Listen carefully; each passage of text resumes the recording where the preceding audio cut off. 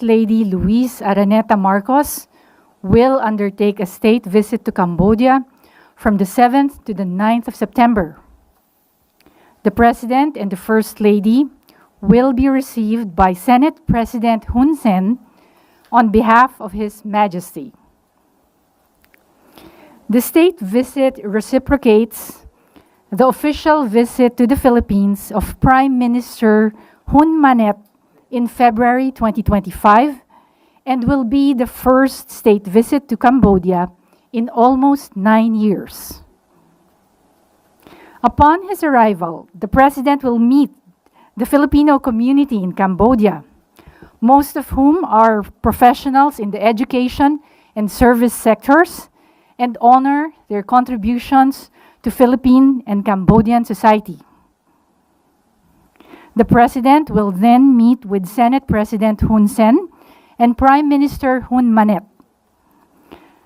Apart from reinforcing the long-standing people-to-people ties with Cambodia, the visit of the President is also anchored on key objectives, namely, to diversify trade and economic relations, to strengthen cooperation in addressing transnational crimes, and to seek support for the Philippines' chairmanship of ASEAN in 2026.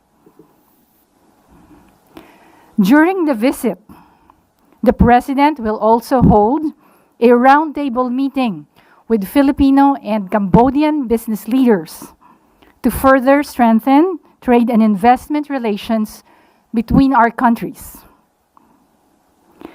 The visit is expected to result in agreements and initiatives that will expand cooperation and bring tangible benefits to both Filipinos and Cambodians.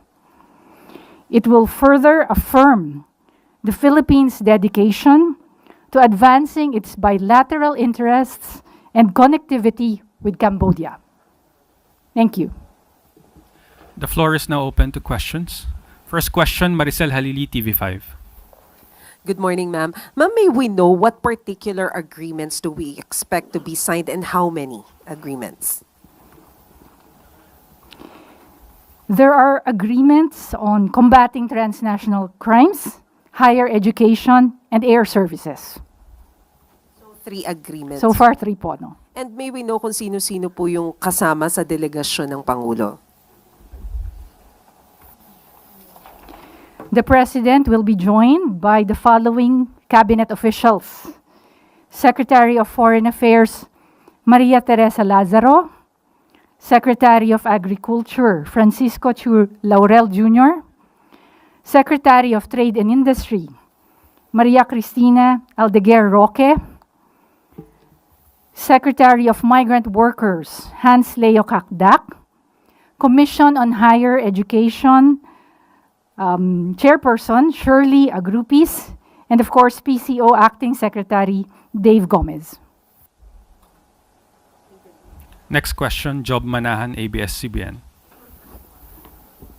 Hello po, good morning ma'am.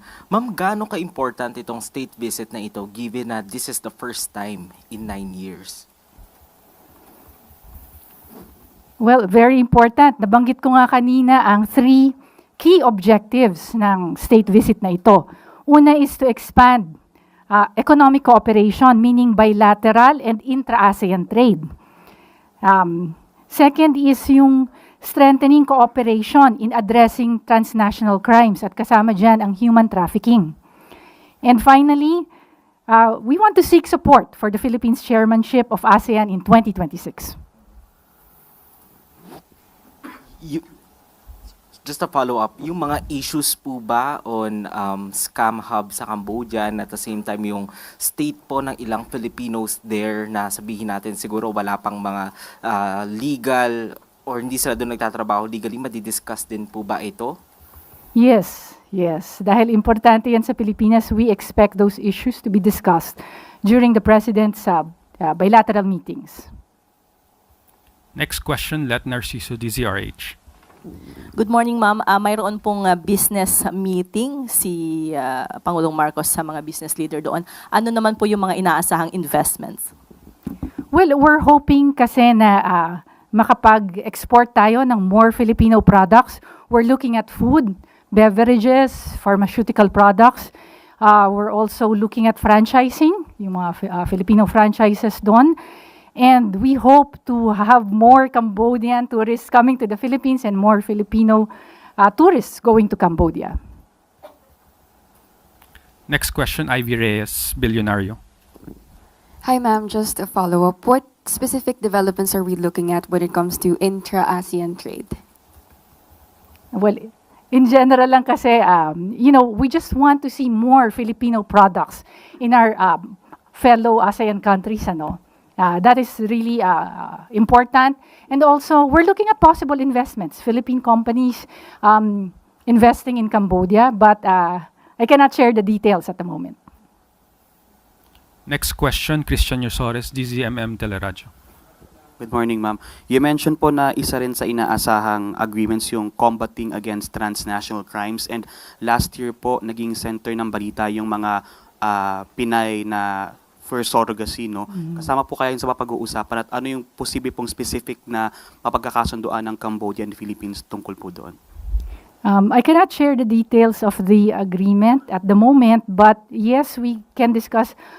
We expect that various forms of transnational crimes will be discussed. Yung surrogates na pardon na sila earlier this year, and ito namang sa mga human trafficking victims, yung mga nasa scamming operations in mainland Southeast Asia, there is an increase for all of mainland Southeast Asia, hindi lang sa Cambodia. So this is really important for the Philippines, and we do expect this issue to be discussed in the bilateral meetings. Ma'am, ilan po ang population ng mga Pilipino sa Cambodia ngayon? Okay.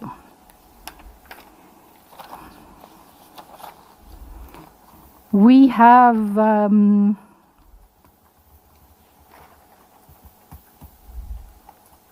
7,500 Filipinos in Cambodia. Most of them are professionals working in the education and service sectors. Any more questions? I think that's the last question. Spokesperson Escalona, thank you. Thank you very much. Maraming salamat po.